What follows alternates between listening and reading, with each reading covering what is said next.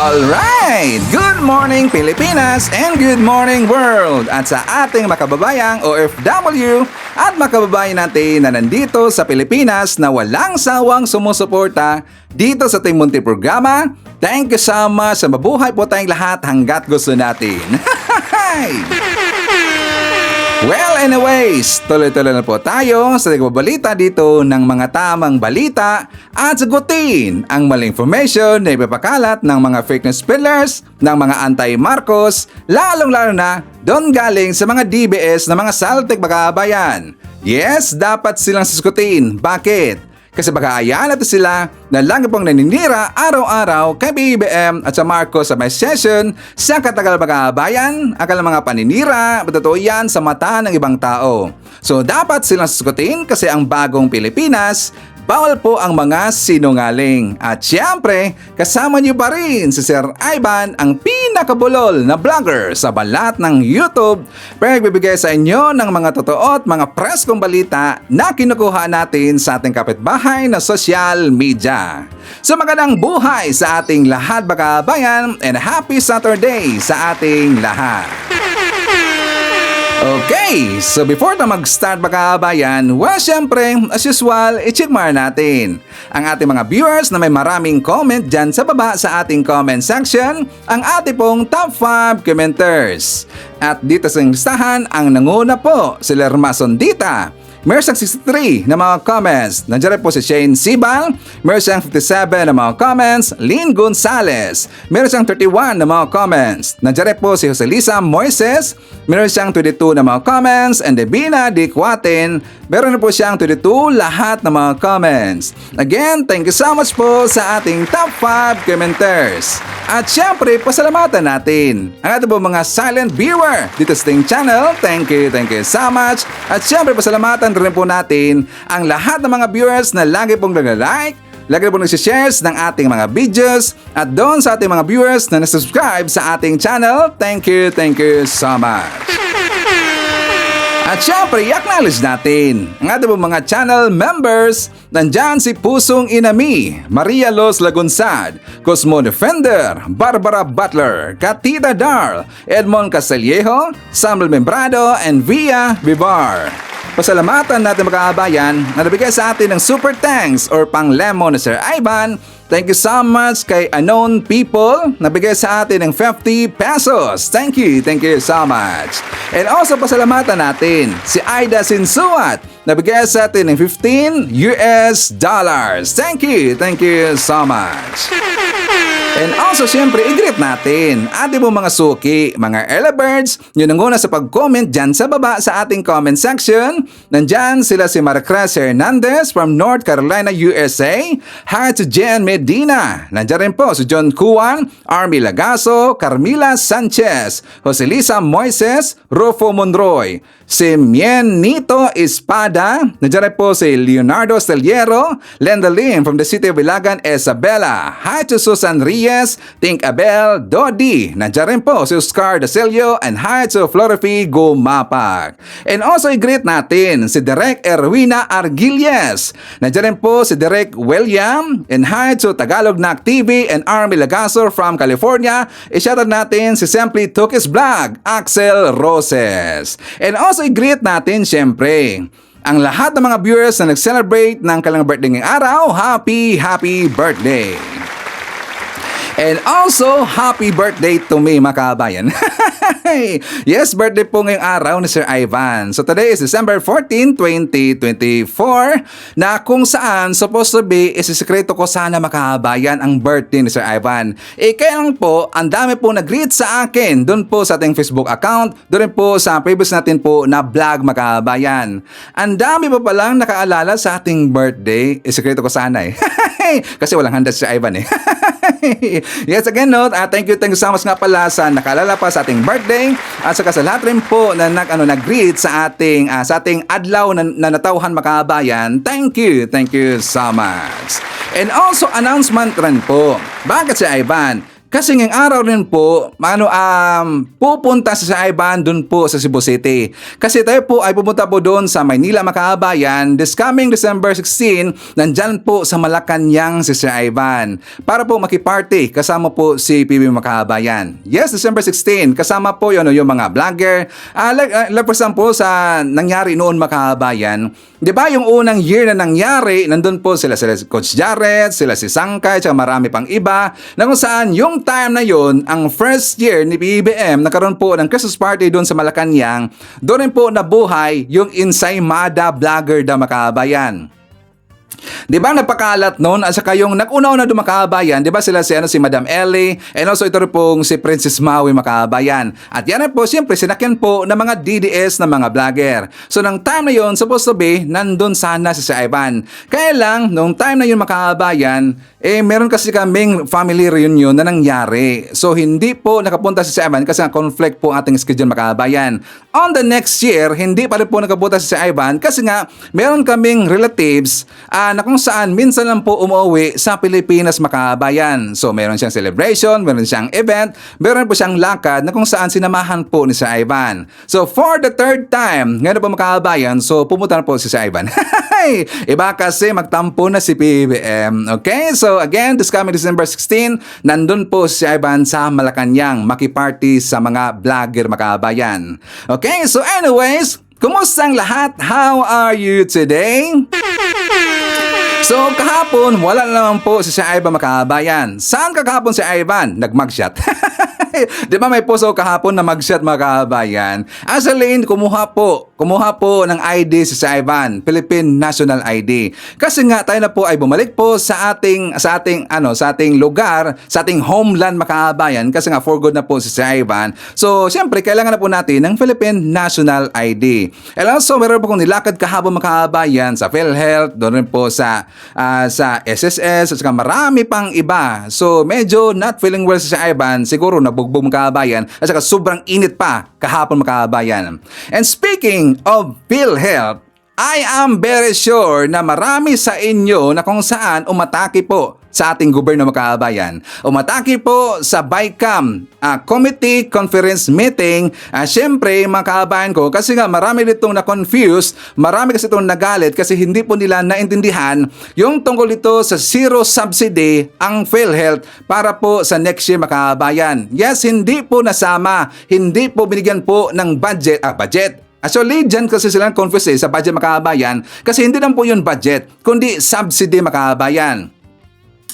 Diba? I think 2 days ago, na-aproba na po sa Bicameral Committee Conference Meeting yung 6.4 trillion pesos na budget for 2025 makabayan. So, doon sa budget na yun, which is yan po ipipirmahan ni PBM this coming December 20 for final approval makabayan, hindi po doon nasama ang subsidy ng PhilHealth or wala pong subsidy ang PhilHealth makabayan. Wala po, zero, as in zero. So kung napapansin natin po sa Facebook, ang daming nag-grant makabayan. Sinong una si Ivan? Siyempre yung mga DDS. Yung mga DDS and also kanila rin pong mga nauto makabayan. Hindi naman kasi explain na nila, di ba, mugunggong talaga At saka una dito nagreklamo, siyempre yung mga DDS, at saka sa kanila pong mga vlog makabayan, ang dami pong nakita noon, kaya yung mga ordinaryong tao, yung mga nauto nila, at saka bago rin po lang nauto makabayan, doon po nagagalit sa PhilHealth. And also, nagalit rin po doon po sa taga-senado, sa membro po ng komite ng bicameral makabayan, at marami rin pong nagalit kay PBM. Nadamay po si PBM makabayan kasi hindi nila naintindihan. Okay? So, mamaya, babalikan natin po yung tungkol sa PhilHealth. Pag-usapan rin po natin mamaya, ito pong tungkol sa aking thumbnail makabayan. Di ba sabi ko, meron pong vlogger, itong si Sarah, na kung saan na buy bus makabayan. Yes, you heard it right. Totoo yan. Meron pa siyang DDS vlogger na buy bus makabayan. And meron na pong DDS vlogger na nahuli doon po sa EDSA People Power na makabayan. People Power ba yan? Sa kanila pong rally doon sa EDSA makabayan. Yes, meron pong hinuli. Siyempre, iba kaagad po ang mga naratibo na mga ipinalabas dito ng mga DDS na mga vlogger na kung saan hinuli daw yung DDS vlogger makabayan na wala dang due process. Yun ang kanilang sinabi, wala dang due process makabayan. Huliin ka? Basta-basta ka lang bang huli nating kapulisan na wala kang ginawang hindi maganda makabayan? Pero siyempre, napakahalaga po itong mga DDS na daw pangit na ngayon ang sistema ng PNP kasi daw pinaghuhuli na daw sila makabayan. Pinaghuli ba sila na walang kasalanan? Mamaya ipapakita natin yan. Kasi nga, naglibot-libot ako makabayan sa ating pong mga kakilala po ng mga vlogger. Siyempre, nabalita nila, pero wala kasi silang video na ipakita makabayan. Yung actual talaga sa paghuli doon, at saka mismo po yung si Nelson ang nagsabi kung ano ang nakasulat po sa warrant makabayan. Yes, merong warrant. Actually, siya po ay binasahan po ng Miranda rights makabayan. Tapos ngayon, sasabihin ng mga DDS, wala dang due process makabayan at bakit daw late yung nakalagay po na date doon po sa warrant of arrest makabayan. So mamaya ipapakita natin yan. At lalong-lalo na, pag-uusapan natin itong si Bato de la Rosa. Okay, so unahin natin po sa ating pag-uusapan makabayan. Dito muna tayo po sa budget ng OBP. Which is, hindi po nadagdagan ang kanilang budget makabayan, nagstay pa rin po sa 733 million pesos. Di ba ang request po ni Sara Duterte, sana daw gagawin daw na 2 billion pesos makabayan. At yan po inayudahan po ng mga kasama niya, mga kalyado niya ng mga senator makabayan. Si Bato de la Rosa, si Bongo, siyempre sila si Senator Amy Marcos at marami pang iba, sila si Villar, at saka marami pa mga DDS na mga membro makabayan. Gusto nila na ibibigay po yung 2 billion pesos na hiningi ni Sara Duterte. Kasi kapag daw 733 million pesos lang ang naprobahan na budget dito kay sa OBP or kay Sara Duterte, hindi daw magfa-function ang trabaho ni Sara Duterte makabayan. Hindi daw magfa-function. So yan po ang kanilang palusot. Di ba kung isipin natin, napansin natin makabayan na mas mababa pa po yung budget ni Leni Robredo sa kanyang time nang siya pa ay isang Vice President makabayan. Mas mataas pa nga yung 733 million pesos kasi kung maalala po natin, ang budget po ng OBP sa panahon po ni Leni makabayan is only 500 plus. Pinakataas nga noon ay 600 plus makabayan.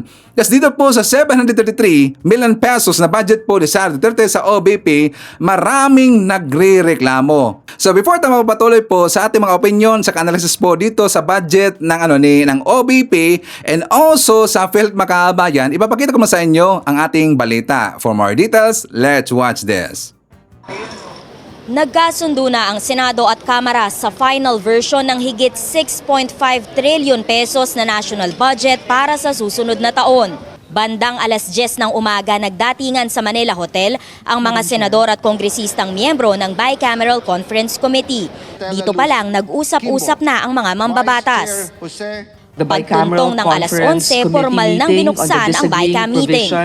Unang sinabi ni Senador Grace Poe, chairperson ng Senate Committee on Finance, na inaasahan niyang magdidiskusyon publicly ang BICAM. Pero kanina, mabilis na inaprubahan ang BICAM report kahit pa sinabi ng ilang mambabatas na aaralin pa nila ang nilalaman nito.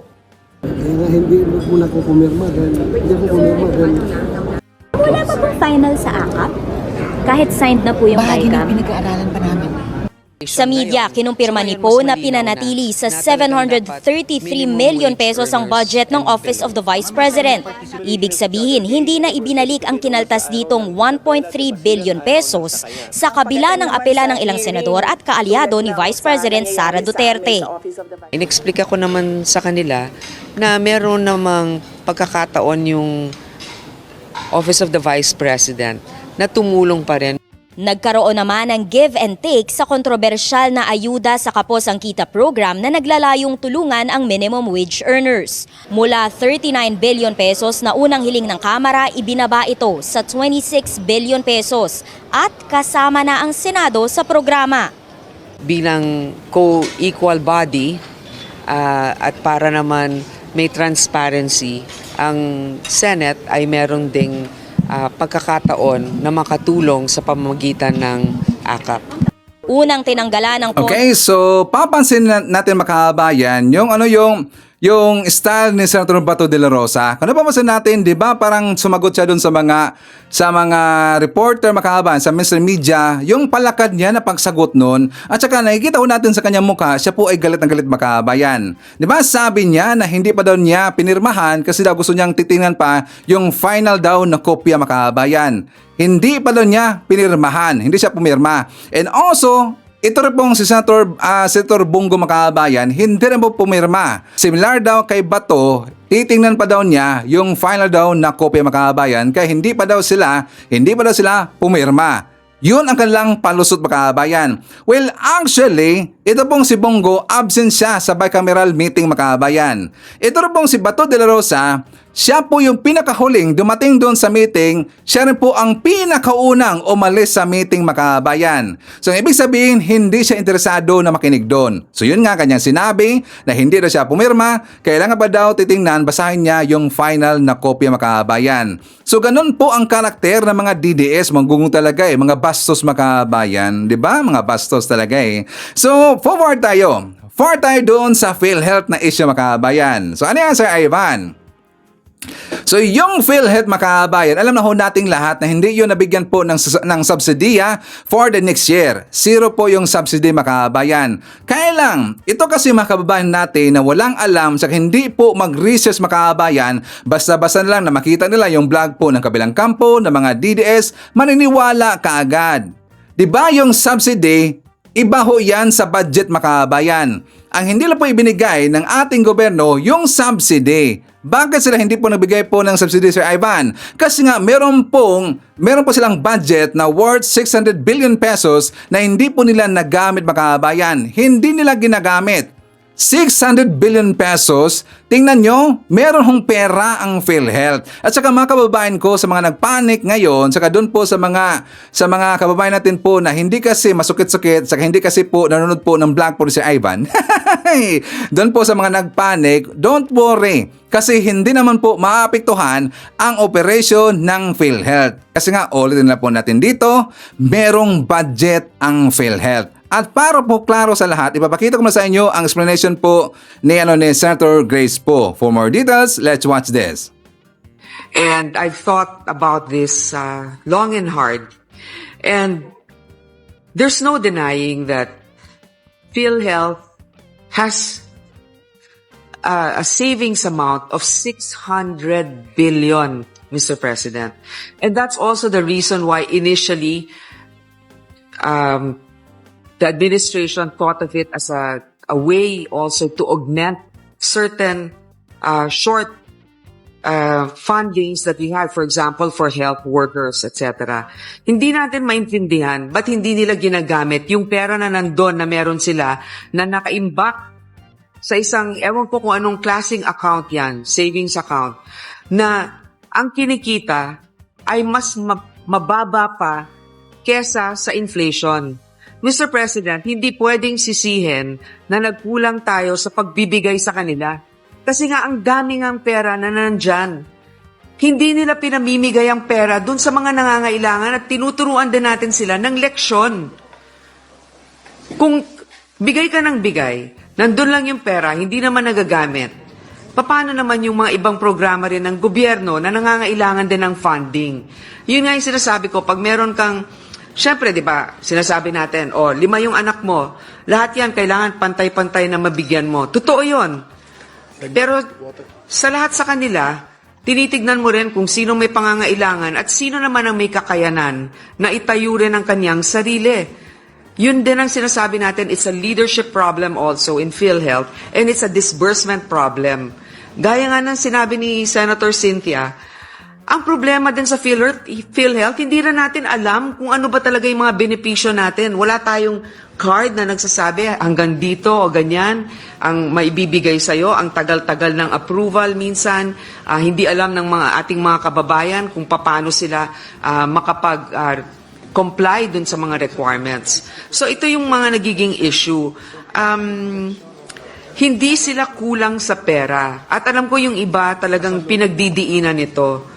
Pero 600 billion ang Okay, so mga kababayan ko, wag ho nating sisihin si PBM kasi ang problema nandyan po sa PhilHealth. Totoo lang, nandyan po ang problema sa PhilHealth mga kababayan. Kaya nga 'di ba, binawi po ng ating gobyerno yung worth 90 billion pesos na emergency funds na bigay po ng ating gobyerno mga kababayan. Kaya nga tinanggal yon at saka ibinalik doon sa National Treasury kasi nga hindi rin po nagamit mga kababayan. Kasi nga meron na ho silang excess fund, reserve fund na 600 billion pesos na hindi po yan nagamit. Mas lalo na yung 90 billion pesos mga kababayan na bigay po ng ating gobyerno, which is yung emergency funds na kung saan, kung yun po yung magagamit po ng PhilHealth, meron silang extra budget mga kababayan. Hindi kasi nagamit, kaya yun po ay binalik po sa National Treasury mga kababayan. So gets na ba? Don't worry, hindi po maapektuhan ang operation po ng PhilHealth. Pero syempre, dapat kukorte natin yung mga nandyan po sa PhilHealth mga kababayan. And also, I am very sure na merong nakaabot sa inyo at nabasa nyo rin po itong post na ito ng PhilHealth mga kababayan, gagasta sila or gumasta na ba ng 137 million pesos para lang sa Christmas celebration mga kababayan? Yes, bago itong post kahapon lang. But I am not sure kung ito bang budget ito ay para po sa 2024 or is it sa 2023 or baka sa panahon po ito ni Digong Magabayan. Kasi nga nakita ko itong mga nag-post, siyempre mga DDS. Ito po ngayon ang kanang ipinakalat Magabayan. 'Di ba? Sabi dito sa kay Sara Region, hindi rin po yung Sara Region ang nag-post ito, kundi marami pa Magabayan, mga DDS po ng mga supporter.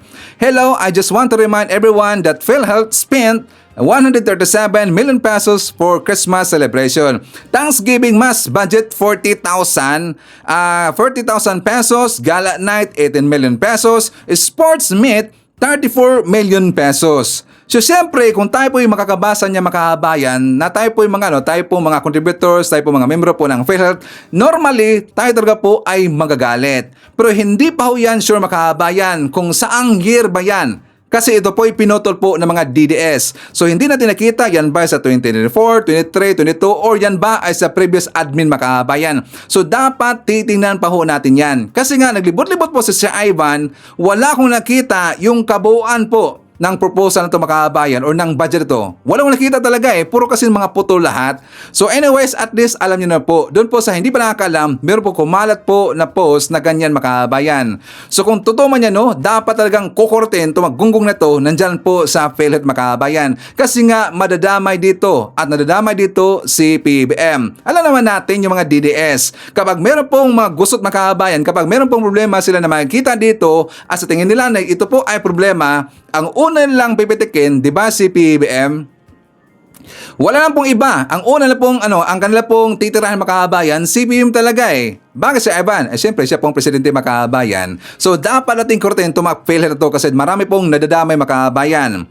Ngayon, meron pong pahayag. Si ate pong napakabait na senator si Cynthia Villar makabayan. Anong sinabi niya si Ivan?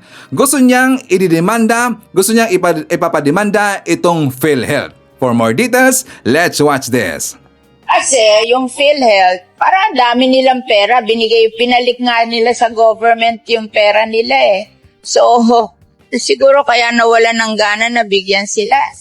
Tila hindi nagagamit ang pondo ng Philippine Health Insurance Corporation o PhilHealth para sa taong bayan. Ito ang binigyan diin ni Senador Cynthia Villar sa gitna ng pagkwestiyon ng ilang senador sa hindi pagbibigay ng budget sa PhilHealth sa susunod na taon. Bumoto ng no para sa ratification ng 2025 budget sina Pimentel at Deputy Minority Leader Senador Risa Ontiveros. Nauna nang sinabi ni Senador Ontiveros na potentially unconstitutional ang pag-aalis ng 2025 budget sa PhilHealth. No, magdemanda sila kung unconstitutional. Ako kasi, bakit namin naisauli sa gobyerno kung wala silang pera? Di-demanda nila. Dapat naman mademanda rin ng PhilHealth kasi hindi naman matulungi. Sa tingin niyo makabayan, dapat rin pong mademanda itong PhilHealth. Para sa akin, okay yan. Mas maganda yung makabayan na ididemanda rin po yung PhilHealth para magkaalaman dito kung sino ba talaga dito po yung merong problema makabayan. Sana merong gagawa niyan hakbang Sana ito pong si yung mabait natin po na senator, ito pong si Cynthia Villar makabayan. Didis yan Mabait pa. Sana ididimanda rin po itong PhilHealth para magkaalaman mga kabayan. Ang dami kasing nadadamay dito eh. Pati nga si PBBM nadadamay mga kabayan. So dapat lang ididimanda itong taga PhilHealth. Yung mga nandyan po sa PhilHealth mga kabayan. Okay? So anyways, Santa Sir Ivan dito na sa mga DDS vlogger. Before tayo pupuntahan po itong si Sara Duterte, pupuntahan muna natin. Ito pong nangyaring merong hinuli na DDS vlogger doon sa EDSA mga kabayan. Doon po sa kalang dating ruta, hindi po sa dating ruta, doon po sa malapit lang po sa Robinson mga kabayan, meron pong hinuli na DDS vlogger. Anong nangyari sa Ivan? According po doon sa police mga kabayan ko, meron palang existing na warrant of arrest itong si Nelson or Channel 167 mga kabayan. Yes, siya po si Channel 167 or si Nelson. Siya po ay membro ng EDSA Friday Group according kay Princess Maui mga kabayan. Pero before natin pupuntahan, ito pong si Nelson or Channel 167, kung ano ba talaga ang kanyang kaso, dito muna tayo po sa vlog po ni Princess Maui mga kabayan. Kasi nga iniba niya dito ang kanyang sinasabi. Siyempre, kasama nila. So ito po ang kanyang palusot. For more details, let's watch this. So, sa tingin ko, kaya tinarget itong si Channel 167 or si Nelson ay lalaki yung si Channel 167. Kaya siya tinarget dahil nga miyembro siya. And either nasa gitna siya ng pyramid or nasa baba, pero isa kami sa mga sumusugod dyan sa EDSA, okay? So, siguro gusto nilang mahuli para mapakanta nila, mapaamin nila kung sino ang nasa likod ng grupo at kung sino-sino pang mga grupo ang nagpa-participate sa rally sa EDSA. Diyos ko po, kitang-kita nyo naman kung sino-sino yung mga grupong nandyan sa EDSA, mga naka-green, di ba? Yan, yung mga leader dyan, kitang-kita nyo naman ang mga pagmumuka, yung mga speakers, yung mga nagsasalita, yan yung mga yan. Yung mga kilalang mga taong, di ba, nagsalita na ng mga nakaraan, pinagbigyan ng pagkakataong humawak ng megaphone at, di ba, i-address ang mga crowd na nandun. Wala namang lihim kung sino ang nandyan sa EDSA. Kitang-kita nyo mga pagbumukha namin, hindi kami yung mga nakatakip ang mukha, nakamukha ng mga nagrally kay BBM doon sa People Power Monument na mukhang mga makakaliwang grupo, mukhang mga NPA. So sa balagay ko, napakarami po kasing vloggers na kilala naman, ang daming followers, hundreds of thousands of followers. Mga malalaking vloggers na nandyan sa EDSA or pumupunta sa EDSA, bakit ang hinuli nila ay ang isang maliit na vlogger na hindi pa nga nakaka-2,000 ng followers sa YouTube? Parang nasa 10,000 lang yata ang followers naman ni Nelson or ni Channel 167. Try nyo kapag ni-research nyo si Channel 167 sa Facebook. Maliit pa rin ang kanyang Facebook account. Nasa TikTok siguro, baka marami-raming konti. Pero sa YouTube, hindi nga yan maka 2,000. Hanapin nyo mamaya, Channel 167. May kita nyo maliit na vlogger lang yan. Ang kaibahan lang po ni Channel 167 sa ibang vloggers is miyembro siya ng EDSA Friday Group. At sa tingin namin, yan ang dahilan kung bakit siya inaresto. Para makuha na ng impormasyon kung sino ang nasa likod ng rallying yan. Gusto nilang matarget, gusto nilang matrace kung sino ang nasa itaas ng pyramid. Baka ang nandun ay si VP Sara at si Tatay Digong. Tama ba? Sino nga ba nandun sa taas makabay ng pyramid na sinasabi niya? Kasi daw pyramid Sila daw si Princess Maui, nasa gitna lang daw siya makabayan. Yung sila si Channel 167, saka yung ibang mga vlogger, nasa baba lang daw makabayan.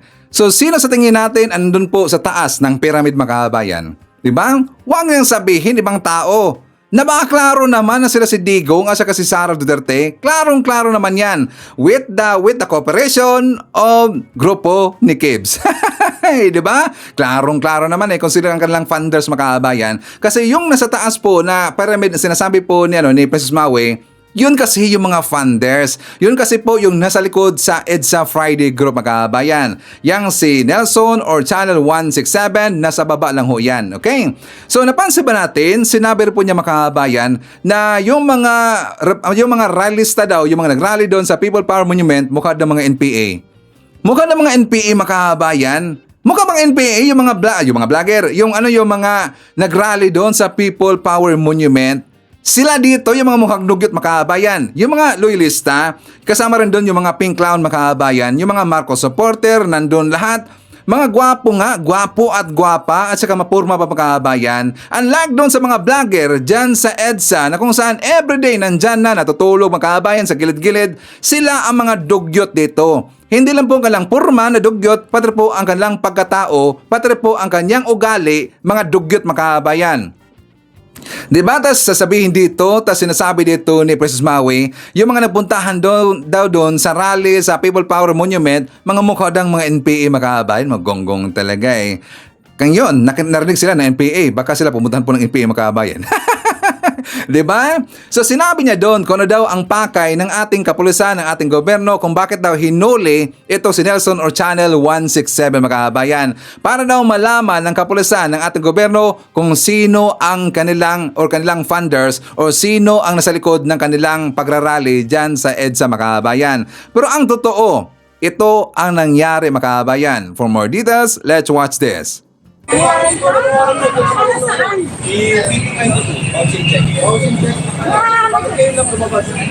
Tapos, may personal check yung sa akin. Ang nakasulat doon, company, tapos walang, wala eh, no? Wala. Lumalabas kasi pag PP22, it's People of the Philippines against. Kita mo, nagkakanak talaga ng ano. Ang, sir, pag ano yung date ng release ng warrant? August 20, Wala niya yan. August 16, 2024. Pero may nagtatanong, pwede mo na mabasa yung parang. Pwede ba, sir? Ay, hindi. Dapat di ba binabasa? Bakit may... Nabasa na. So, Sige sir, tuloy mo. ang question lang is, kung August 16, 2024, anong petsa na ngayon? Galing nga Tapos, gumawa. ang address ng opisina is Uniwide. Oh, matagal nang Uniwide na yun nawala. Hindi ko rin pangalan. Oh, pero pangalan ko. Oh, pero pangalan. Pero totoo naman kaya i-verify daw nila, kaya nga kailangan ko sumama. sasama ka sa... So ngayon, alanganing oras, syempre, hindi na makalabas ng kulungan. Ay, ganun. Hanggang Lunes, hanggang mapiyansa na. Wala nang office hours eh. Yun nga, kasi kung... Pero hindi na nila ako ma-verify kung walang office nila. Kaya nakarinig, matidetain talaga ako for saka bakit? Sir, may warang ko sa'yo. Alam mo ba yan na nangyari sa'yo? Ginawa mo ba talaga yan? Hindi mo ginawa. Ayan po ang gawa na kwan. Saan korte ba yan? Wala rin nakasulat na magkano ang pumutok. Pero ang piyansa is 2,000 pesos. Maliit lang pala naman eh. Ang piyansa sa ngayon. Pwede pa magpiyansa yan. Pwede pang piyansa yan. BP na, bawal ching-ching. Kumbaga walang kinalaman dito sa usapin natin. Wala na kayong ititira. Ayan po, nananawagan tayo sa mga viewers natin, mga lawyers, no? Ayan. Dapat kayo doon. Kailangan samahan niyo, hindi pwedeng siya na. Ayan po, manawagan tayo sa mga kababayan natin, mga lawyers na nandito, no, na nakikinig. Tulungan natin si 167 po, mga kababayan natin, no. Ayan. Unfair naman. Ayan po, mga mahal natin kababayan. Ano niyo lahat yung gamit? Dapat sa bahay niya or sa anong niya. Bakit nandito? Alam mo, kahit saan yan, basta may nakita nila pag may warrant o baris, dadamputin mo yan. Pero, yan ay baka gawa-gawa lang. Pwede wala Tapos tinaon na Friday, no? Oh, Friday. Ganon nga yan. Pero pwede pa naman yan na piyansahan ngayon yan kung saan korte yan. Isa sa ano talaga? Isarado na. Wala nang opisina. Mayroon pa naman yan. Okay, so dyan na lang yan makabayan. Napansin ba ito sinabi ng isang vlogger, si Mabs yata ang name niya, nakalimutan ang name nun na kinuhaan ko ng, ng video makabayan. Sabi niya, baka daw gawa-gawa na daw yung warrant of arrest makabayan. Gawa-gawa na yung warrant of arrest. Di ba? Gunggong talaga Buti na lang hindi siya narinig po ng pulis makabayan. Gawa-gawa lang daw ang warrant of arrest. Kung narinig siya ng pulis, patuloy po siya, dadamputin makabayan. Para po siya huhulihin makabayan, di ba? Gunggong talaga Hindi respeto sa kapulisan natin. Okay, so ang tanong ni Nelson, mga DDS, para makinig kayo, para matauhan kayo at para maintindihan ninyo, makinig. Di ba tanong po ni Nelson, sabi niya, ang tanong dito, bakit ngayon lang? Kasi daw ang nakalagay daw na date doon sa warrant of arrest, August 16, 2024 makabayan. Anong date na daw ngayon? Bakit daw matagal? Siyempre, hindi naman siya sikat makabayan. Diba? Tingnan nyo nga si Bantag, nahuli ba hanggang ngayon? Tingnan nyo si Rocky, hanggang ngayon, mahirap pong hagilapin makabayan na mga sikat-sikat yon. How much more itong si Channel 163 ni hindi naman siya sikat makabayan. Meron na siguro nakatiktik, nagbigay po ng tape doon sa ating kapulisan na ang kanilang hinahanap po na merong warrant of arrest, nandyan po nagrarally sa EDSA makabayan. Correct pa ang wrong? Meron pong nakatape sa kanila pero matagal na po itong pinaghanap makabayan. So doon po sa nakasulat sa kanyang warrant of arrest, meron kasing nagkakaso sa kanya na isang kumpanya makabayan. Parang binanggit niya doon yung tungkol po sa isang chiki yata, siguro ng scam. Di ba itong mga DDS makabayan, madalas kasi na nasangkot dito sa mga scam-scamming Baka siguro ng scam. Baka lang ha. Baka siguro ng scam makabayan. Kaya meron siyang kaso ngayon galing po sa isang kumpanya. Hindi naman po maglalabas dito ang kapulisan natin ng warrant of arrest kung walang nagkakaso sa kanya makabayan. Diba? Very easy ang kanilang mga banat dito. Very easy po ang tanong dito ni Nelson kung bakit lang daw ngayon lang siya hinuli makabayan. Siyempre, ngayon lang siya nakita na nandyan pala, nagrally-rally dyan po sa may EDSA makabayan. So yun po ang nangyayari. Tanong natin doon kay Princess Mau makabayan. Hindi ba si Sara Duterte ang nandun sa taas ang funders ninyo at pasimuno lahat nitong inyong katarantaduhan, mga paninira po sa ating gobyerno? Hindi pa. Yung sinasabi po ni Prince Maui na para daw malaman ng ating kapulisan, para daw malaman ng ating gobyerno kung sino ang nasa taas at sino ang nasa likod ng EDSA Friday Group makabayan. Hindi ba si Sara Duterte? Tanong lang ho yan. So mamaya ipapakita ho natin isa rin po sa ating ebidensya na ito talagang si Sara Duterte ang nasa likod po ng katarantaduhang ito makabayan. Ng mga kaguluhan, patribulto sa mga ginagawa po ng mga DDS ng mga vlogger, itong si Sara ang nasa likod makabayan. So isatumar natin, nandyan po si Jovita Volarde, Jolly Pentor, Nonoy Florin Hirsch, hi to Emmy Mapalad, Jovi Montero, hi to Arlene Tobias, nandiyan rin po si Rina Con, Nita Betonio, Herminia Domingsel, isyatat natin si Gina G, Sandy Tingday, Nida Sanga, hi to Hisosa D. Magbanwa, nandiyan rin po si Kenichi Matsui, isyatat natin si Sports Shinobi from South Korea, hi to Jemson, Jimboy Jeriel, and Regine Amadawi, Cebu, Greenness Gun from Rodolfo Radarbor of Tansaka, Bite. Nandiyan rin po si Josephine Gallego, Angelita Holsanger, and hi to Ashen. Okay, so makahabaan ko, ipakita ko muna sa inyo ang post ni Joy Diviver. Kasi nga inaakusahan niya na yung sumama doon sa rally sa People Power Monument, magabayaran daw makabayan. Kahit wala silang ebidensya, picture or video, lagi nilang sinasabi na magabayaran daw yung mga naputahan doon sa rally makabayan. Kasi siyempre, ginagaya kasi nila sa kanilang style na kung saan yung mga rallista doon sa EDSA, sa Maisog Rally, mga bayaran naman kasi. Gusto nila nagagayahin makabayan. Ngayon, sabi ni Joy Diviver, Joy na naman, nakakubra na ba ang lahat na pumunta sa BBM Rally? Galingan sa singilan. Go! High dapat kasi may frozen fruits and vegetables yang mga yan. Diba? Nakakubra na ba daw lahat makabayan? Yung mga napuntahan doon sa rally, nakakubra na ba daw lahat? Ngayon, babalik taran natin.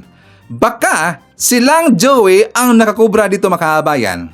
Grupo ng mga DDS ng mga vlogger, grupo ng EDSA Friday Group, grupo ng mga rallista nila na kung saan sila po ay kinausap, pinuntahan ni Sara Duterte bago sila nagliparan mga kabayan. Anong liparan, Sir Ivan? Sila po'y sumibat na, tumakas. Bago nangyari yon, sila muna ay kinausap ni Sara at merong picture na lumabas mga kabayan. Diba? So ngayon mga DDS, sabihin nyo sa amin, wala bang kinalaman si Sara Duterte dito sa mga pinagagawa ninyo mga katardaduhan, mga paninira ninyo kay PBBM, paninira ninyo kay Felisa, kay SMR at sa gobyerno natin? Wala bang kinalaman si Sara Duterte? I don't think so. Pagkatapos po ng kanilang party-party makabayan, ng kanilang sikretong meeting, tingnan nyo, nandyan lahat, no? Banateros, nandyan po si Tio Moreno, nandyan po si Kate Binag, nandyan po si Badoy, nandyan ang third floor studio. Sila po lahat makabayan. Yung mga sikat-sikat, nandun nga si Joey yun sa gitna makabayan, yung naka-eyeglass ng itim, yun po si Joey de Viber. Tingnan nyo, tas ngayon, sinasabi nyo na mga bayaran, yung mga pro-admin na mga supporter, mga admin supporter, mga bayaran, kayo ang mga bayaran. After po sa kanilang party makabayan, siguro nakareceive na ng puti na envelope, nandun na po sila sa ibang lugar. Si Joey pumunta po sa ibang lugar kasama po si Tio Moreno makabayan. Yan po si Tio Moreno, yung naka-gray-gray po na yung collared po na polo shirt makabayan. Ang sa gitna naka-white, yan po si Joy de Viber. Yung sa pangatlo, hindi ko kilala yun eh. Hindi ko kilala makabayan. Ayan yun, hindi ko kilala yun. Pero yung dalawa na yan, yung tatlo na yan, pumunta rin po sa Japan daw makabayan. Di ba unang sumibat sila ang mga banateros, yun sila si Banat Bay, nandun si Boss Dada, and then sumunod po itong si Francis Maui, kasi nga ito pong si Ana Malindog Oy, nandun kasi siya sa China makabayan. So ito pong dalawa, itong tatlo na to, sila rin po ay sasama, pupunta rin po doon sa Japan daw makabayan. Nagsibata na. Bakit kasi Ivan? Kasi sila po ay kasama doon sa interview nila kay Sara Duterte na kung saan sila po ay pinadalhan po ng subpoena makabayan. Nagsibata na lahat, di ba? Yan ba ang mga matatapang? Matatapang lang kayo dyan sa inyong vlog. Pero ngayon, kapag kayo na ay kakasuhan, kapag kayo nagkakasuhan, at saka bibigyan po, babadalan po ng subpoena, magsibata na lahat makabayan, di ba? Gonggong talaga eh. Tapos ngayon, binabaliktad yung mga realista doon sa People Power Monument, sila ang mga bayaran makabayan. Klarong-klaro ho yan. Kahit anong sasabihin na dito, babaliktad naman nila po yung mga storya dyan, sila dito ang nabayaran makabayan. Ngayon, speaking of Tio Moreno, di ba sinabi ko sa aking intro, and also nandun po sa ating thumbnail makabayan, na meron pong DDS vlogger na nabaybast. Actually, yan po si Tio Moreno makabayan, nabaybast ho yan. Totoo yan, Sir Ivan, meron po, dokumentado yan. For more details, let's watch this. I know that, okay? Alam ko yan because I'm a PR worker. She knows, and I know she knows, and I know she knows. Naka-cover og bulletproof ang ilang mga uniform guys. So dili makita yung family name mo, confident siguro siya. I mean, dili bulletproof si tawag kanang black nga ginabutang sa ilang wala may problem ang ubang pulis kanira gyud siyang isa kaning ga-take og video. We'll take note of that person, okay?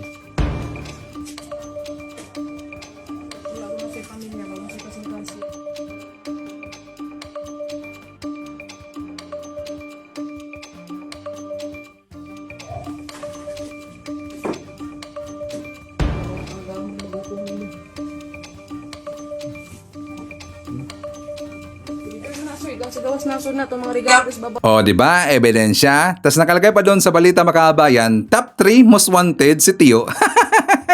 20 to the 1, panahon pa ni Digo makabayan. Kaya siguro, binigyan siya ng ibang trabaho. Kaya siguro siya ay sumuporta dito kay Digong, siguro kapalit makabayan. Siguro lang ha.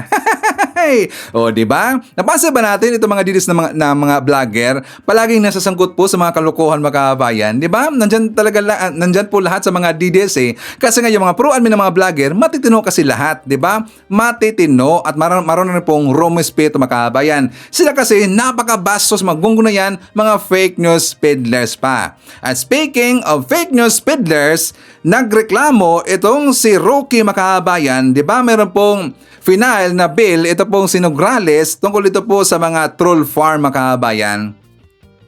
So sabi dito sa balita, Harry Roque kontra sa anti-troll farm bill.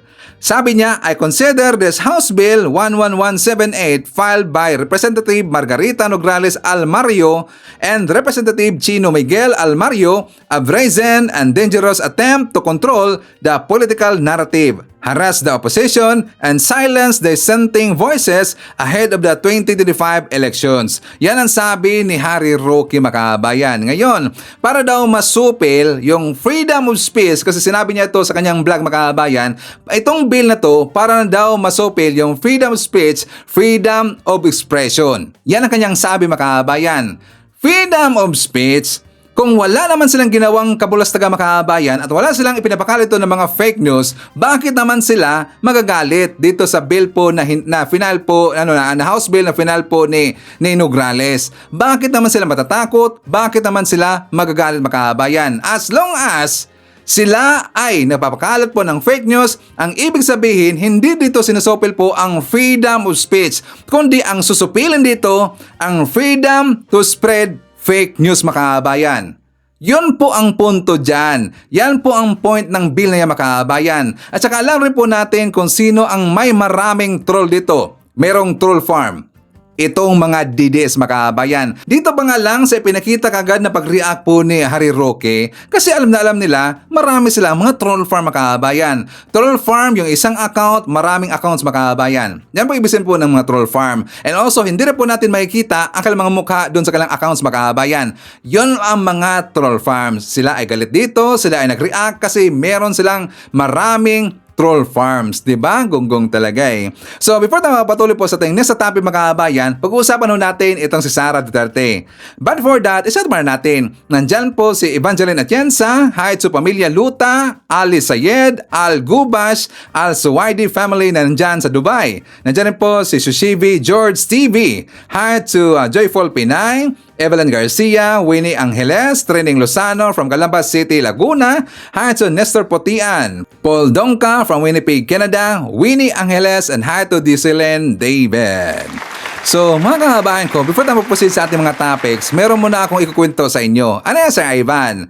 The other night, mga kababayan, pumunta si Sir Ivan doon sa hardware. So nandun ako sa loob ng hardware, mga kababayan, merong pumasok po na bata. As in bata pa, mga kababayan. Siguro nasa mga 7 to 8 years old, 8 2 years old yata yon. So, nung pumasok po yung bata, nandun ko sa loob, mga kababayan, tumakbo, papalapit sa akin yung bata, mga kababayan, at hinag niya si Ivan. Hinag niya si Ivan. Kasi according sa kanya, mga kababayan, na lagi daw siyang nanonood po sa ating vlogs, kasama ang kanyang lola. Lagi nga niyang ginagaya ang ating tawa, mga kababayan. So alam na alam niya ang vlog na si Ivan. Tapos pumunta siya doon, sabi niya, kilan niya si PBBM, kilan niya si Sir Ivan, at saka na-amaze po siya, mga kababayan. Lagi siyang nakatunganga siya sa akin, lagi siya ng tingin-tingin sa akin, kasi hindi siguro siya makapaniwala. Makikita niya ako in person, mga kababayan. Natawa nga ako tsaka na-amazed ako. Talagang na-amazed ko sa bata, mga kababayan. Kilala pala si Ivan sa mga bata. At saka doon po siya sa may proper po sa aming lugar, mga kababayan. And also, siya rin po ay aming relatives. Napag-alaman ko na siya po ay aming relatives, mga kababayan. So talagang hinako yung bata. So kinausap ko siya. Tsaka sabi niya pa nga niya na bakit daw ako nag-wear ng eyeglass, mga kababayan. Kasi nga nag-wear ako ng eyeglass ng time na yon kasi sumakit yung mata ko, mga kababayan. At para siyempre makita ko yung sa malayo. At saka sabi ko sa kanya kung bakit ko nag-wear po ng eyeglass para hindi niya ako makilala. Biniro ko, mga kababayan, para hindi niya ako makilala. So yun po ang biro ko sa kanya. Pero nakilala niya pa rin po si Sir Ivan. Iba daw si Sir Ivan sa personal Sabi ko, bakit anong pagkakaiba? Sabi niya, gwapo daw. Gwapo ba si Ivan sa personal? Thank you so much. Shoutout nga pala sa Pastor family. Nakalimutan ko lang yung pangalan ng bata, mga kababayan. Anak siya ni Panot. Panot ng tawag namin doon sa aming kabayan dito, mga kababayan. So anak siya ni Panot Pastor. So nakalimutan ko lang name po ng bata. Again, thank you so much. At saka regards dun sa lola mo, Pamilya Pastor. Okay? So anyways, before tayo mag-jump dun sa ating topic kay Sara Duterte, ipakita ko muna sa inyo ang ating good news, mga kababayan. For more details, let's watch this. Labis ang pasasalamat ng Department of Agrarian Reform kay Pangulong Ferdinand R. Marcos Jr. dahil sa patuloy na suporta ng pamahalaan sa mga kababayan nating magsasaka. Gayon din ang pagpapalakas sa Land Reform Program. Lubos na nagpasalamat sa Department of Agrarian Reform Secretary Conrado M. Estrella III kay President Ferdinand R. Marcos Jr. sa pagsuporta at pagpapalakas ng Land Reform Program, pati na rin ang walang sawang pagbibigay tulong sa mga magsasakang Pilipino sa isinagawang distribution of land titles and certificates of condonation with release of mortgage to agrarian reform beneficiaries sa Rion 12 kamakailan. Tatandaan po natin ang sabi ng ating mahal na Pangulo nung kauna-unahang State of the Nation address niya. Agrarian reform is not only acquisition. Agrarian reform is also land distribution and providing support services to the agrarian reform beneficiaries. Nagpaabot din ng pasasalamat ang mga agrarian reform beneficiaries sa tulong na natanggap mula sa pamahalaan sa pamamagitan ng Department of Agrarian Reform. Pasalamat po ako kay President Bongbong Marcos na sa matagal na panahon, amin na ngayon ang aming lupa. Ang nasabing land distribution ay pinangunahan ni Pangulong Ferdinand R. Marcos Jr. kung saan namahagi ng 1,251 titulo ng lupa sa agrarian reform beneficiaries at higit 13,500 certificates of condonation with release of mortgages sa halos 11,700 ARBs sa Rion 12. Sinisigurado naman ng DAR ang patuloy na suporta at paggawa sa mga programang makatutulong sa mga agrarian reform beneficiaries sa Rehiyon 12. Nakatutok pa rin ang pamahalaan sa mga reforma para makabuo ng job opportunities dito mismo sa Pilipinas. Pinangunahan ni Pangulong Ferdinand R. Marcos Jr. ang 2024 Presidential Awards for Filipino Individuals and Organizations Overseas, kung saan kinilala ang 13 Pinoy at mga grupo na nagpamalas ng husay at nagkaroon ng malaking ambag sa kani-kanilang propesyon at komunidad. Dito binigyan din ng Pangulo na patuloy ang pakikipagtulungan ng pamahalaan para palakasin pa ang labor agreement sa ibang bansa nang masigurong mapoprotektahan ng mga OFW. Pero dagdag niya, hindi pa rin nakakaligtaan ng gobyerno na magpatupad ng mga pagbabago dito mismo sa bansa. Sa layuning balang araw ay hindi nakakailanganing mangibang bayan ng mga Pilipino. Dream is to one day make overseas work a choice rather than a necessity. We continue to implement reforms in governance and economic development to provide our people with opportunities here at home. Pumangalawa ang Pilipinas sa may pinakamagandang merkado para sa renewable energy sa buong mundo. Ayon kay Energy Undersecretary Rowena Guevara, galing sa pang-10 pwesto ang Pilipinas hanggang sa unti-unti itong umangat. Ibig sabihin, tama ang direksyon at ang mga insentibo na ibinibigay ng pamahalaan sa renewable energy developers para dito sa Pilipinas mamuhunan. Sinabi ni Guevara na dahil dito, posibleng mabilis na maabot ng Pilipinas ang target na 35% na renewable energy sa generation mix pagdating ng 2030. At dahil indigenous ang renewable energy, hindi ito apektado ng mga kaguluhan sa ibang mga bansa, kaya't mas magiging matatag ang supply ng kuryente. Binuksan na ang kadiwa ng Pangulo Kiosk sa Pasay City Public Market ngayong araw. Dito mabibili ang mga murang bigas na bahagi ng Rice for All program ng pamahalaan. Tuloy-tuloy pa rin ang arangkada ng Rice for All program ng pamahalaan. Kapilang na yan dito sa Pasay City Public Market. Ngayong umaga nagbukas na ang kadiwa ng Pangulo Kiosk dito sa Pasay City Public Market. Dito mabibili ang tig 40 pesos na well-milled na bigas na bahagi ng Rice for All program ng pamahalaan. Nagsimulang buksan ang kadiwa ng Pangulo Kiosk dito sa Pasay City Public Market noon pang nakaraang Huwebes, December 5. Bahagi ito ng Rice for All program ng ating pamahalaan na layo ng programa sa mga palengke na tugunan ang discrepancy sa pagitan ng pinababang taripa sa imported na bigas at ang mataas na retail price. Bukod sa Pasay Public Market, binuksan na rin noong nakarang linggo ang 5 pamilihan sa Metro Manila. Ito ang Guadalupe Public Market, Kamuning Market, Malabon Central Market at New Las Piñas City Public Market. Walang limit ang pagbili ng bigas at pwede ring tingi-tingi. Kahit sino, pwedeng bumili rito. Bukod sa public market, 41 kadiwa center na rin sa bansa ang may Rice for All program. Sinabi rin ng kagawaran na hindi magkukulang o sapat ang stock ng bigas para sa programa. Target ng Department of Agriculture na palawigin ng Rice for All program sa mga probinsya sa susunod na taon. Nakikipag-ugnayan ng DA sa DILG, DTI, DOLE, DSWD at mga sangay ng Office of the President para suportahan ang kadiwa ng Pangulo program. Nakikita rin ng kagawaran na posibleng magkaroon ito ng epekto sa inflation rate o pagtaas ng bilihin. Bukas ang kadiwa ng Pangulo Kiosk tuwing Martes hanggang Sabado mula alas 8 ng umaga hanggang alas 5 ng hapon. Tiniyak ni Pangulong Ferdinand R. Marcos Jr. na tututok ang pamahalaan o nakatutok ang pamahalaan sa pag-agapay sa mga apektado ng pagputok ng Bulkang Kanlaon.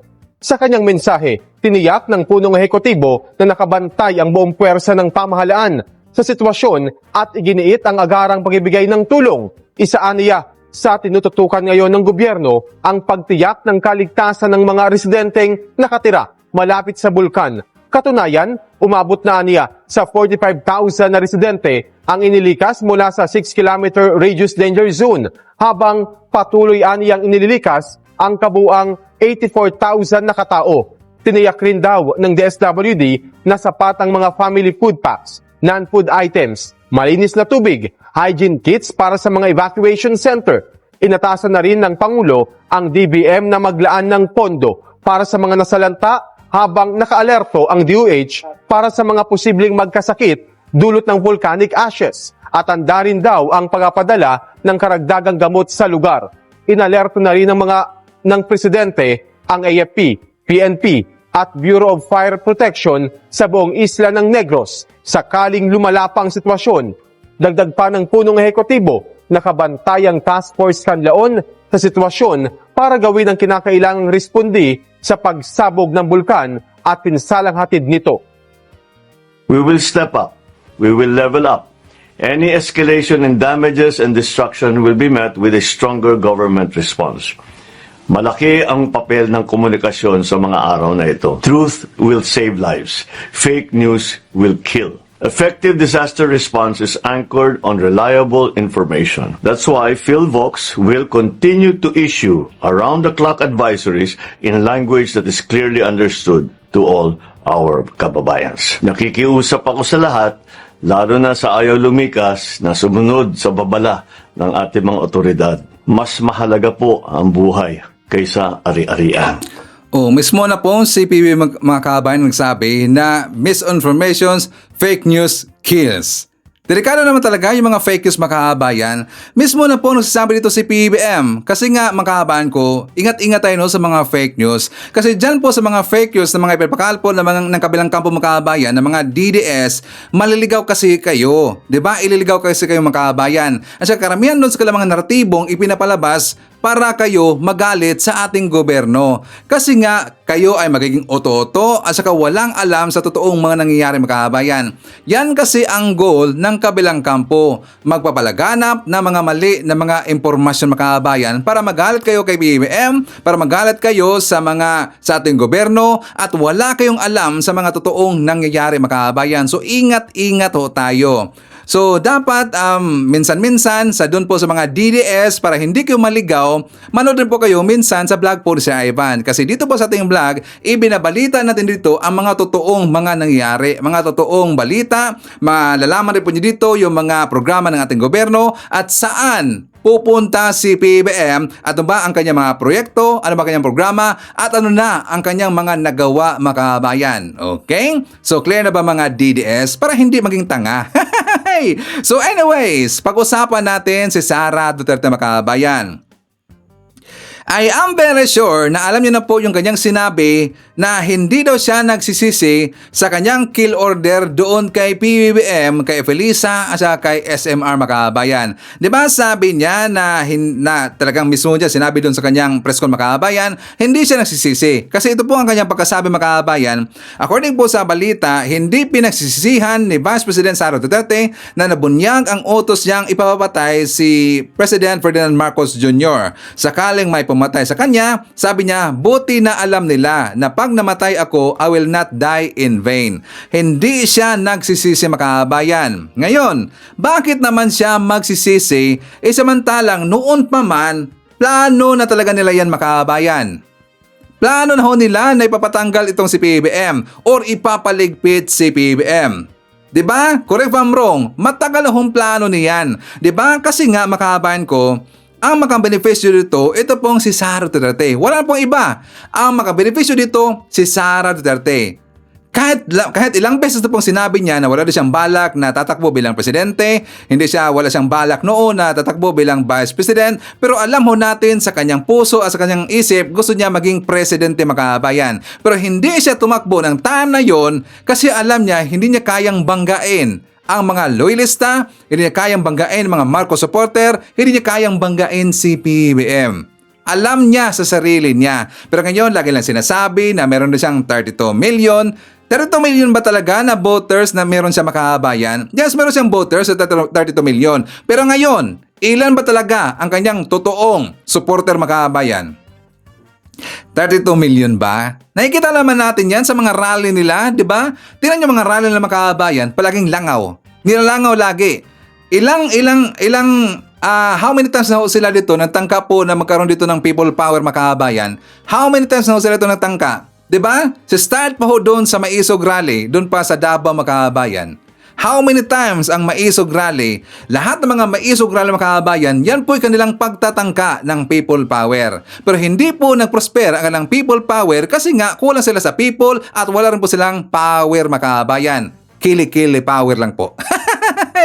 Di ba? Tas ito ang lagi nilang sinasabing kabayan, mga pangungutya nila, mga panglalait nila, di ba? Meron silang 32 million. Ilan na daw ang botante daw ni PBBM? 31 million. Pero at least mga organic lahat makabayan. Organic lahat. Pero ang totoong supporter ni Sara Duterte is only 500,000 makabayan. Ang the rest, yun po yung mga loyalista and also Marcos supporter makabayan. Ngayon, ipapakita ko sa inyo ang kanyang sinabi na, 'di ba, sabi niya makabayan, hindi daw siya ang dahilan kung bakit naggulo ang politika ngayon makabayan. 'Di ba? Sabi ito sa balita, Bibi Sara iginiit na hindi siya ang dahilan ng gulo ngayon sa politika. Tanong, hindi ba siya ang dahilan sa gulo ng politika ngayon makabayan? Hindi ba siya ang dahilan? Wala naman pong iba makabayan kundi siya talaga ang dahilan dito kung bakit nakagulo. Doon pa nga noona sa pagtangka nilang ipapa-impeach o nagkaroon ng kudita doon sa Congress makabayan. Kasi nga noong time na yon, plano talaga nila na papalitan si Speaker Martin Romualdez, papalitan po ni GMA makabayan. Sino ang nag-advise nun? Diba ito pong si Sara Duterte makabayan? Pero ang ginamit niya, itong si GMA. Si GMA ang ginamit niya makabayan. Muntika nang magkaroon dito ng GMA 2.0 makabayan. Diba? Tas ngayon, lagi niyang sinasabi, wala na siyang kinalaman doon. Ngayon, ipakita ko muna sa inyo ang ating ebidensya na kung saan may pagtatangka na talaga siya noon pa man makabayan kasi nalaman niya, ito pong si Speaker Martin Romualdez ay tatakbo bilang presidente according sa kanya makabayan. For more details, let's watch this. Paano ko nalaman na gusto ni, na plano or gusto ni Martin Romualdez na mag-president? Ay, naku. Halaga. Sabihin ko sa'yo. And this is personal knowledge. Kasi narinig ko talaga. I was there. So, kaya alam ko sa simula pa lang, narinig ko yun, okay. Wala lang din sa akin yon. Kasi lahat naman pwedeng tumakbong presidente. Diba? Ang hindi ko lang in-expect, yung gagamitin mo yung buong gobyerno, sirain yung isang tao. Yan din.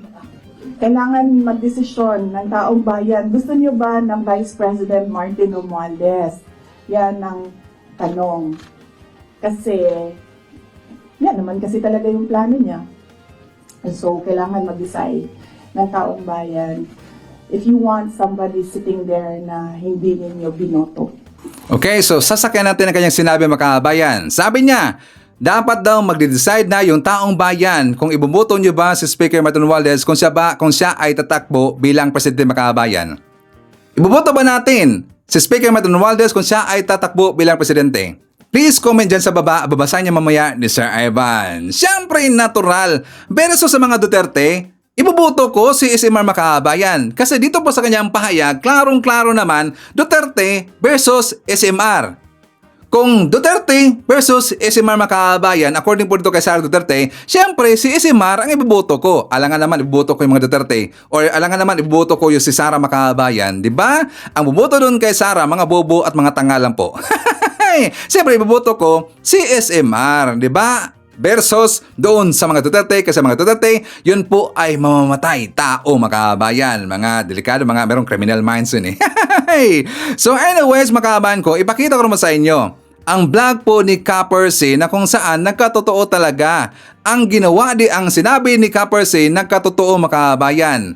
Ito'y tungkol po kay Sara Duterte. For more details, let's watch this. Tagilid na si Bongbong Marcos. Nakaamba na sa kanya yung mag-aala Gloria Macapagal Arroyo. Tandaan ninyo, magkasamang dumating sa kamera, magkasabay pumasok. Gloria Macapagal Arroyo at Sara. Ano ba ginawa ni Gloria noon? Minadali niya na ibagsak si Erap. Dapat naman talaga mapatalsik si Erap.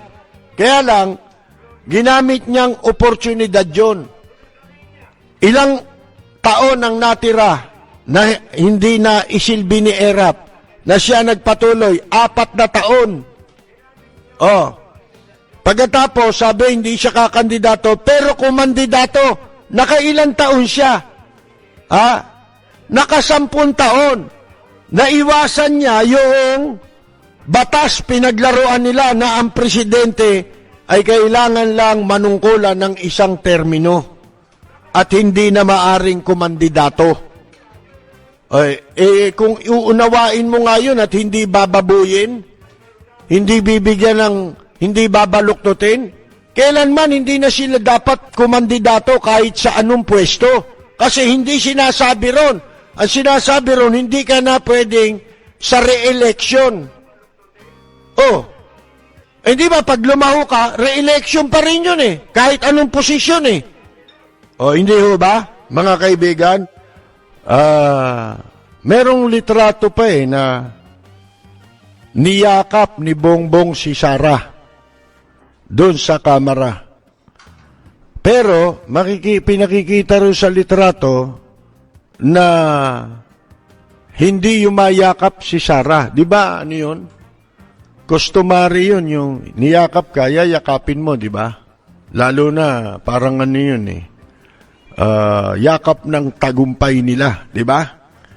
Pero hindi, mga kaibigan, parang pilit na pilit si Sara, tsaka hindi mababaka sa muka na masaya siya. Hindi ba? Hindi siya ginawang defense, secretary. Doon pala makikita na ninyo. Ngayon, ito, may plano yan. Gusto nila na wag matahimik ang kaluluwa ni Bongbong Marcos para mapasunod sa gusto nila. Ito pa namang si Bongbong Marcos, makikita ninyo ngayon, nagbabago ng tenor. Pero ito lang ang dapat tandaan ng kampo ni Marcos. Huwag kayong pakakasiguro at magiging masyadong tiwala at wala rin kayo dapat na ipagyabang. Lalo na yung mga tao ninyong sabit. Sabit lang yung mga hinduropot na yan eh. Yung mga itinatalaga ninyo sa pwesto. Sapagkat delikado ka. Hindi lamang pagka yan, ginamitan ka na, nang sinimulan na, kung paano ka patatalsikin sa pwesto, baka nagsisimula na nga eh. Baka yung mga rally na yan na ikaw ang puntirya, hindi mo alam kanino nang galing yan. At hindi naman gagawin yan ng kampo ni Vice President Robredo. Itong mga troll, ang magiging trabaho ngayon yan, pagsabungin kayo ni Vice President Leni Robredo hanggang magagawa nila. Kaya lahat ng paninira labang kay Vice President Robredo kahit hindi siya ang lumalabas na nanalo dito sa resulta ng COMELEC, mga kaibigan, tuloy pa rin. Di ba? Bakit nila ginagawa yan? Para ma-divert palayo doon sa plano na kanilang inihanda at gagawin labang kay Marcos. O, di ba? Yung mga sinasabi po ni Kapersi mga kababayan, nangyayari talaga eh. So, sino sa tingin dito ang napaligpit kay Kapersi? Di ba? Klarong-klaro na talaga eh, di ba? So anyways, kasama rin po natin si Gorgonia Angala, hi si Janet Narvaez, hi si Boboy Elmido Costin Salugyo, nandiyan rin po si Chris Yabisam, si Mezo Elvi, Aida Lopez Insuat, hi si Merda Borromeo, Caroline Campos, Nonski Pasamonte, Nelson Caravana, Elsa Hoffman, Alicia Leak, and hi to Dimple Rain is Revines. Okay, so makahabaan ko, yan natin manakalap ng mga balita ngayong araw. Kung nakaabot ka po sa portion na to, sana nakapag-like na ho tayo. Libre po ang mag-share. Libre din ang subscribe. Again, maraming salamat sa mga viewers na hindi nag-skip ng ating mga commercials. Thank you so much. At before natin tatapusin ang ating programa ngayong araw, sana sabayan nyo si Sir Ivan para sa ating live messaging prayer. Panginoon, salamat po sa pagbibigay mo sa akin ng panibagong araw. Alam ko pong binabantayan mo ako buong gabi. Panginoon, ang buong buhay ko po ngayon ay puno ng pag-asa. Alam ko pong hindi mo ako iiwan at patuloy mo akong sasamahan at gagabayan. Kapag nakatagpo po ako ng mga problema at kapag nakakaramdam ako ng panghihina ngayon, nangyayaring tulungan mo po akong malampasan ang mga hadlang. Naniniwala ako sa iyong plano. Alam ko po, Panginoon, na magiging mas mabuti ang araw na ito dahil nagbabago ang lahat kapag ikaw ay aking kasama. Salamat po, Panginoon. Ang lahat ng ito ay aming sama-samang panalangin sa ngalan ni Kristong aming Panginoon. Amen. So maraming salamat mga kababayan, and I hope to see you again on my next video. Rocking around the Christmas tree at the Christmas party hop. Mistletoe hung where you can see every couple wants to stop. Rocking around the Christmas tree, let the Christmas spirit ring. Later we'll have some pumpkin pie and do some